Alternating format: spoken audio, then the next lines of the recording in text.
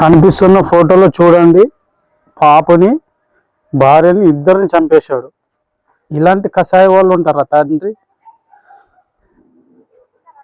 నేను నమ్ముకొని నీ భార్య నీ దగ్గరకు వచ్చింది కదా, నీవే సర్వం అని అనుకొని నీ దగ్గర బ్రతుకుతుంది కదా, అలాంటి నీ భార్యని చంపడం ఏందిరా?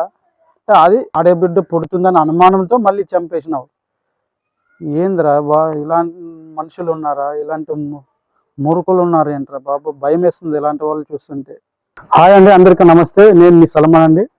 కర్నూలు జిల్లా ఒలుగొంద మండలంలో ఒక గ్రామం, ఎబటమాన ఒక గ్రామంలో ఒక శంకరప్పని సలీమా అని ఒక ఇద్దరు వివాహం చేసుకొని ఏడాదికి ఒక కూతురు పుట్టిన తర్వాత 40 రోజులుగా చిన్న పాప చనిపోయింది.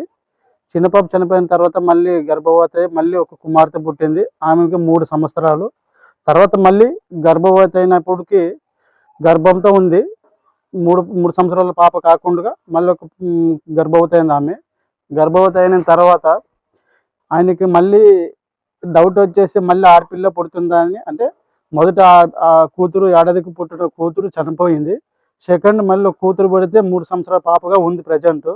తర్వాత మళ్ళీ ప్రెగ్నెంట్ అయింది. ఆమె మళ్ళీ ఆడపిల్ల పుడుతుందని అనుమానంతో రోజు శంకరప్ప అనే వ్యక్తి వచ్చి రోజు గొడవ పడి భార్యని రోజు కొట్టేవాడు, హింసించేవాడు, చాలా రకాలంగా ఇబ్బంది పెట్టేవాడు, చాలా టార్చర్ చేసేవాడు. ఇబ్బంది పెట్టడం వల్ల ఆమె చాలా ఇబ్బంది, భర్త విషయంలో ఏడుస్తూ ప్రతిరోజు అవమానం పొందేది.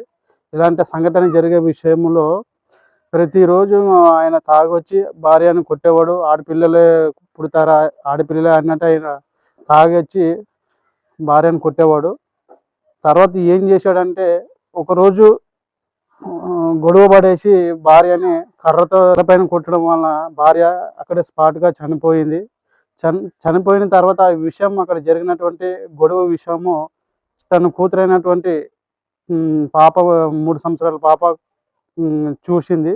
చూసిన తర్వాత ఎక్కడైతే చూసిన విషయము ఇతరులకు చెప్పుతుందనే భయంతో తండ్రి ఏం చేసినాడంటే, చిన్న పాపను కూడా చూడకుండా తన కూతుర్నే గొంతు నులిమేసి చంపేసినాడు. అంటే గొంతు పిసికేసి చంపేసినాడు.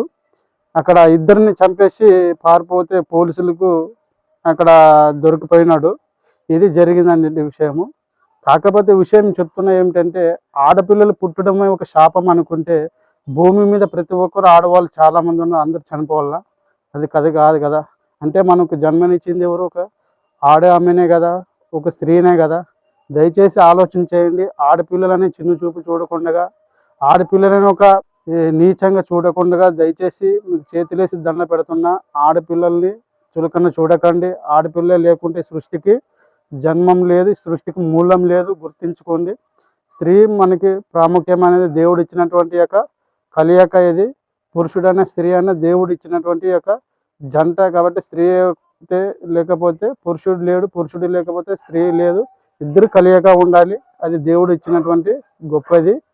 దయచేసి ఇలాంటి తల్లిదండ్రులు ఎంతమంది కషాయ వాళ్ళు ఉన్నారో జాగ్రత్త పడండి.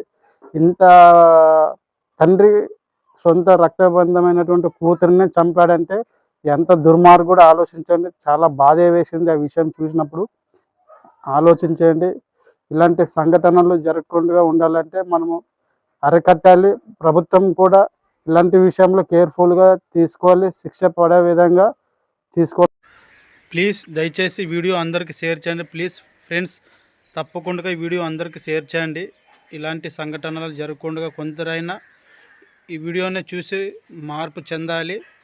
పిల్లలను చంపడం చాలా పెద్ద పాపము. దయచేసి అందరికీ రిక్వెస్ట్ చేస్తున్నా, నా వీడియో అందరికీ షేర్ చేయండి.